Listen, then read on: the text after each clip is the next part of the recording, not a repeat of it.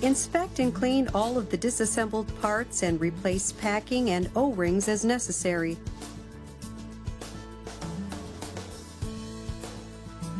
When you have finished cleaning, inspecting, and replacing parts, assemble the bowl. Clean the inspection parts of the pilot valves. Lubricate the insertion parts and O-rings of the pilot valves and insert them while lightly pressing on the pilot valves.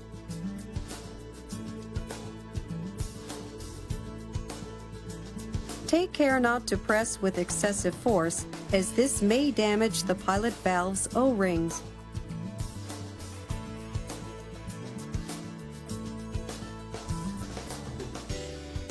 Tighten the valve nuts firmly.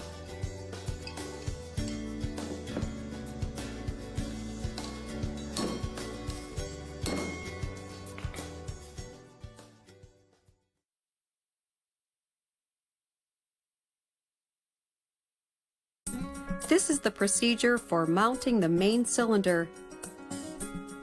Lubricate the O-rings and mount them on the main cylinder so that they cannot twist.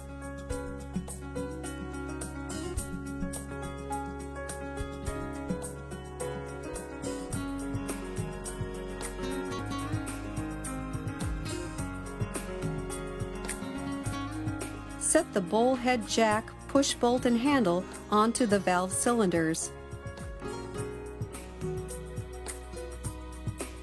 Fully lubricate the sliding parts on the bowl body and valve cylinder and set the patches. Gradually loosen the jack handle to align the zero mark on the main cylinder and the bowl body and notch position.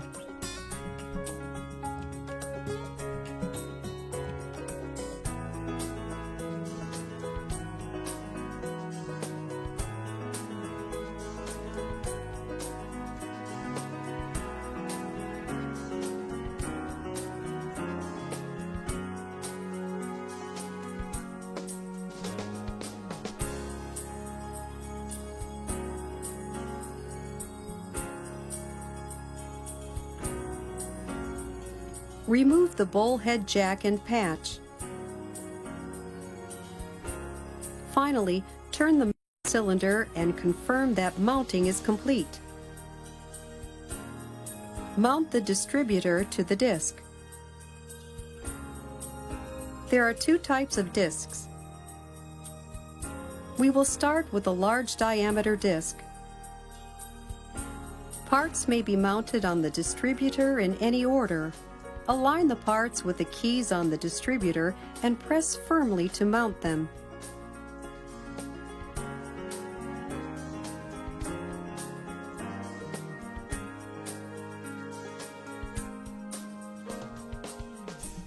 After mounting the large diameter disc, mount the small diameter disc.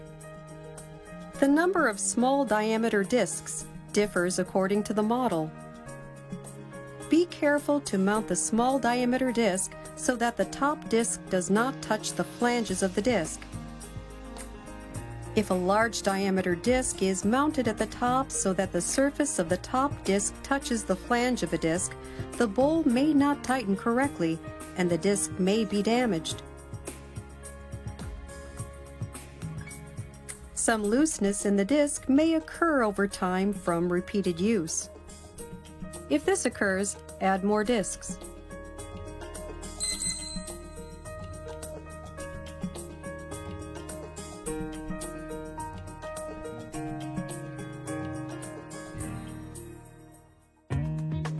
Screw the bowl lifting jack into the distributor and mount it on the bowl body.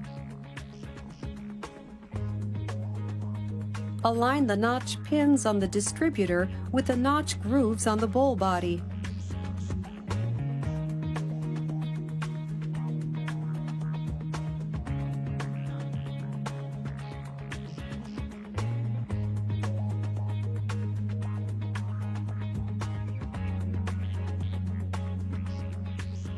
Remove the bowl lifting jack. As with the disc, align the top disc with the keys on the distributor. Check that the O-ring is installed on the top disc.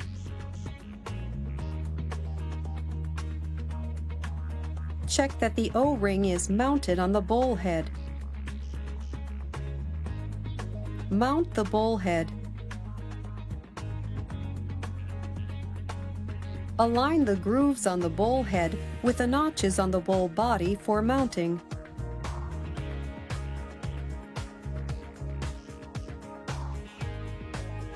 The zero mark of each notch position is indicated above the notch.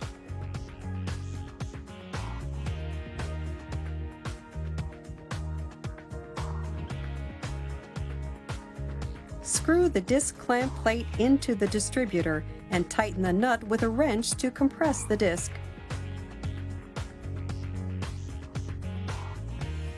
Compressing the disc is an important procedure. Its purpose is to dampen the springing effect in the disc mounted on the bowl to protect the thread of the bowl nut and make it easier to tighten the bowl nut.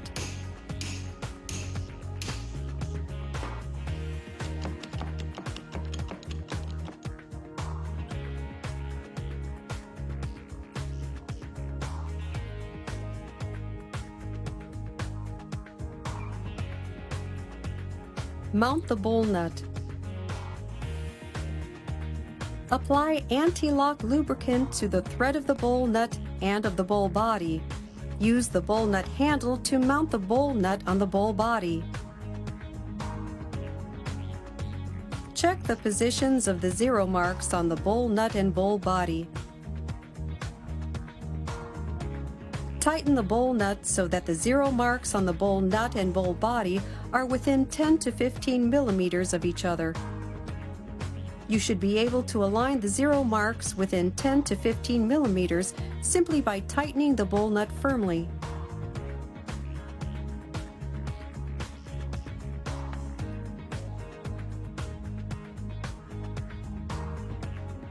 With the zero marks within 10 to 15 millimeters of each other, fasten the bolts to the bowl nut handle and align the zero marks completely using a hammer.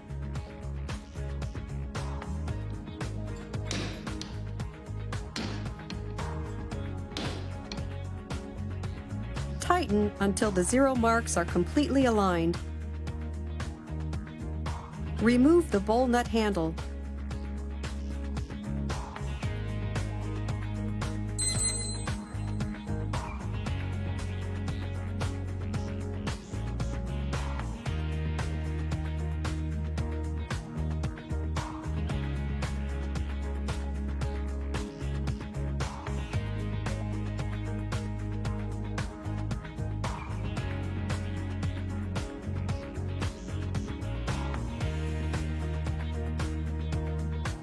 This completes the assembly of the bowl.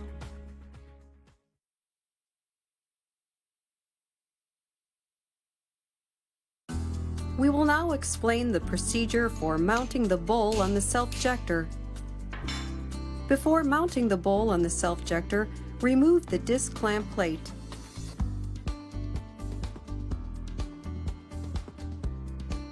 Set the bowl lifting jack on top of the bowl head and lift.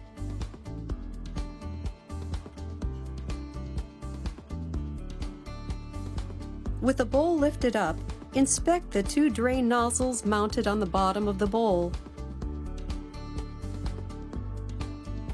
The slits on the drain nozzles are 0.9 millimeters wide on the small and medium-sized models and 1.1 millimeter wide on the large models. Remove the drain nozzles and check for clogging. If the drain nozzles are clogged, clean them thoroughly with an air gun. After cleaning, mount the drain nozzles on the bowl.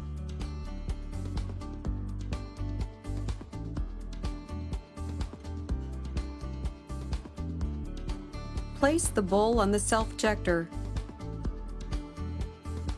Before mounting the bowl, apply lubricant to the O-rings of the water supply device. Set the self-jector bushing on the vertical shaft. Slowly lower the bowl to mount it firmly on the vertical shaft.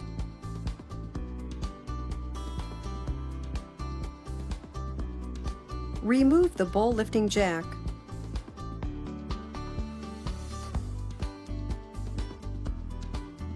Be sure to mount the cap nut to fasten the bowl firmly to the vertical shaft.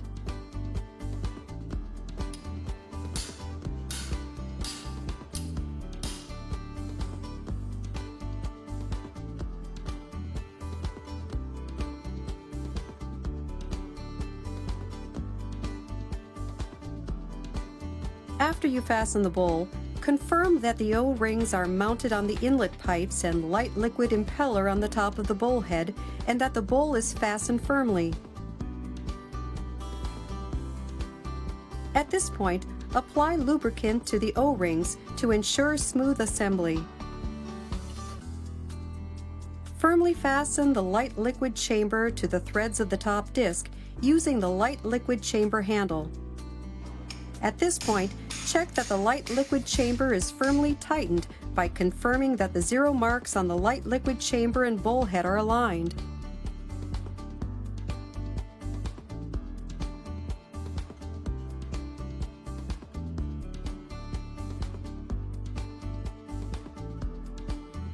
Mount the gravity disc, followed by the Teflon packing and then the heavy liquid impeller.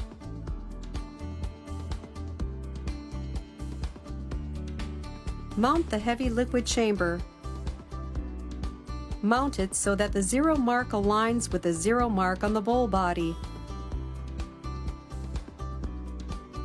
If the zero marks are not aligned, shaking may result.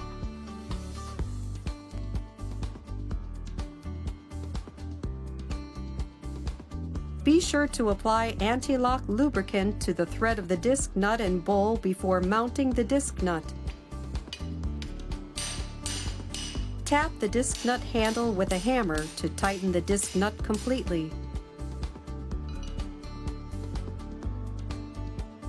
This completes the mounting of the bowl.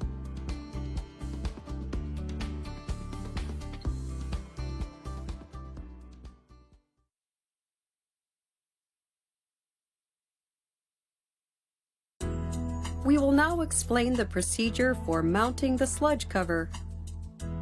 Check that the O-rings are mounted on the sludge cover and mount the sludge cover using the lifting jack.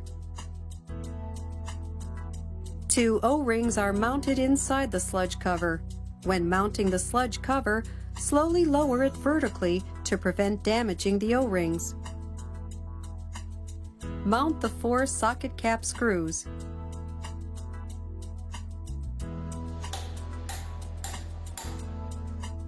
Temporarily fasten the socket set screw into the groove in the water inlet pipe. Do not tighten this screw completely. Mount the nut on the inlet pipes. When mounting the nut, mind the zero marks on the nut and upper hood. Depending on the screw, the angle of the zero marks on the nut to that on the upper hood is not a problem if it is 180 degrees or less, depending on progress. However, if the angle is over 180 degrees, you will need to replace the light liquid impeller. Take care not to tighten the hexagonal nuts any more than necessary. Excessive tightening can cause deformation of the impeller. Fasten the socket set screws and mount the cover nuts.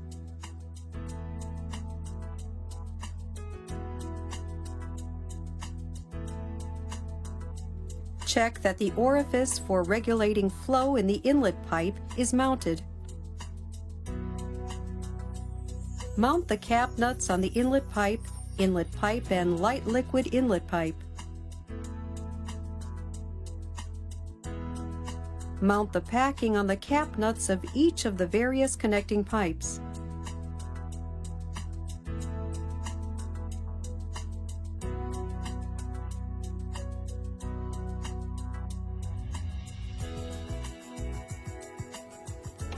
Tighten the connecting pipes firmly using a hook spanner.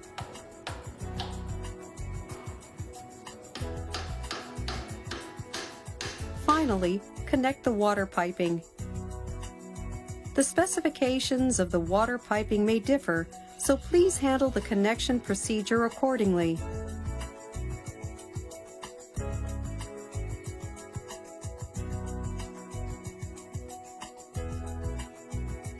This completes all assembly processes.